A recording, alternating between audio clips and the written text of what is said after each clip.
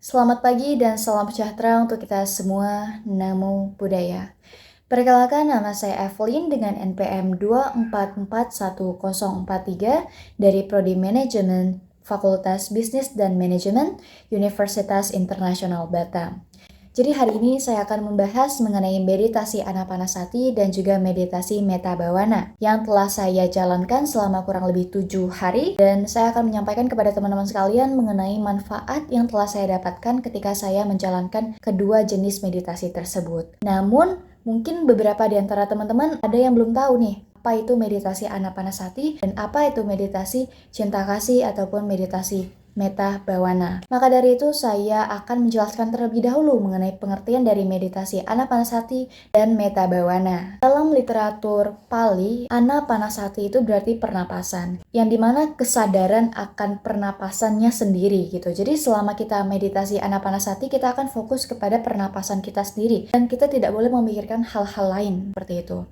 Kemudian ada pula meditasi Metta Bhavana. Ini merupakan salah satu jenis meditasi yang berfungsi untuk mengatur emosi kita dan cinta kasih. Meditasi ini juga disebut sebagai meditasi cinta kasih atau loving kindness meditations. Karena teman-teman udah tahu nih apa itu meditasi Anapanasati dan apa itu meditasi cinta kasih atau Metta Bhavana, saya akan langsung saja ke manfaat yang sudah saya rangkum di laptop saya, manfaat-manfaat yang sudah saya dapatkan selama menjalankan meditasi selama 7 hari berturut-turut. Yang pertama, saya merasa ketika saya melakukan meditasi Anapanasati itu jelas meningkatkan konsentrasi saya. Mengapa demikian? Karena ketika saya melakukan meditasi Anapanasati, saya harus berkonsentrasi terhadap pernapasan saya menghirup udara dan mengeluarkan udara. Jadi itu dapat membantu saya untuk berfokus kepada hal-hal dalam aktivitas sehari-hari, seperti itu. Kemudian ada mengurangi stres. Saya merasa bahwa sebelum saya melakukan meditasi, ada banyak sekali hal-hal yang memicu pemikiran saya untuk berpikir hal-hal yang tidak-tidak. Setelah saya melakukan meditasi, saya merasa semua pemikiran buruk saya hilang begitu saja dan stres saya berkurang seperti itu. Kemudian yang ketiga, meningkatkan kesadaran diri.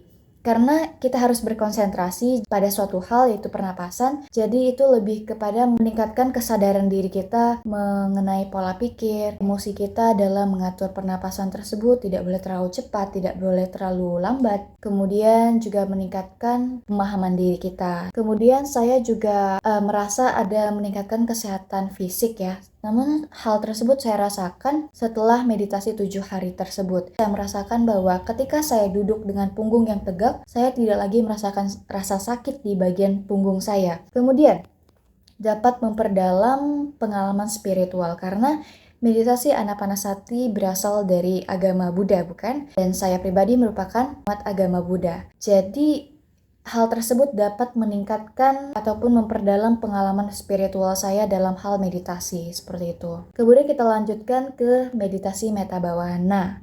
Sebetulnya kurang lebih sama manfaatnya, cuman karena ada sedikit perbedaan ya dari cara melakukan meditasi Anapanasati dan Metta Bhavana. Kalau meditasi Anapanasati tadi kita hanya berfokuskan kepada pernapasan saja. Namun kalau untuk meditasi cinta kasih seperti namanya, kita harus fokus kepada cinta kasih, melafalkan dalam diri kita bahwa kita cinta terhadap diri kita, seperti itu. Kemudian manfaat yang saya rasakan yang paling pertama itu adalah merasakan ataupun meningkatkan rasa cinta kasih terhadap diri saya. Karena melalui ucapan-ucapan dalam hati yang saya lakukan, seperti saya cinta dengan diri saya, seperti itu dapat meningkatkan rasa percaya diri saya, meningkatkan rasa cinta kasih terhadap diri saya, dan juga saya juga merasakan cinta kasih terhadap orang lain juga selain diri saya. Kemudian yang kedua, tentu saja seperti meditasi Anapanasati dan meditasi lainnya akan mengurangi rasa stres dalam diri kita, karena kita tidak dipaksakan untuk memikirkan hal-hal yang tidak harus kita pikirkan. Kita hanya berdiam diri saja, berkonsentrasi, berfokuskan kepada satu hal, dan itu dapat mengurangi stres dalam diri kita. Kemudian,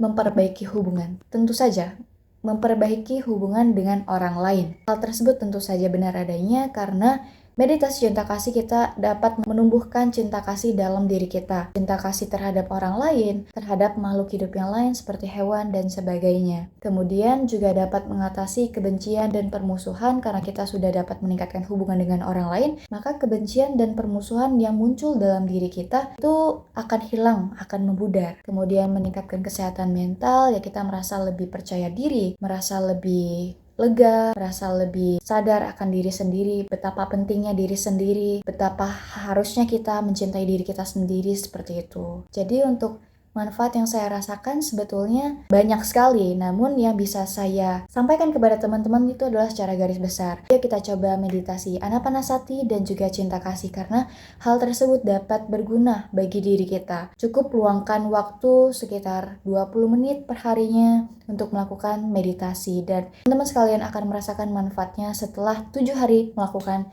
meditasi tersebut. Baik, terima kasih teman-teman atas perhatiannya. Saya Evelyn pamit undur diri. Terima kasih. Namo Buddhaya.